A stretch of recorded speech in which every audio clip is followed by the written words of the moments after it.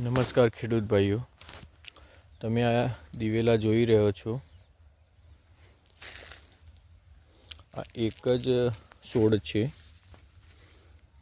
અને એની માળ જુઓ અને એની શાખાઓ જુઓ અલગ અલગ. જેટલી શાખાઓ પ્રશાખા વધારે એટલી માળની પણ સંખ્યા વધારે આવે. તમે આ જુઓ, આ અહીંયા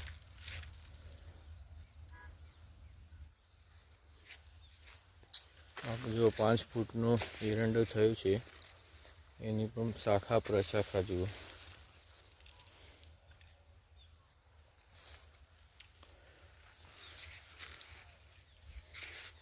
જેટલી એરંડો એક હશે એટલો આ રીતે વધારે ફાળશે અને એની શાખાઓ વધારે તમને મળશે. જુઓ.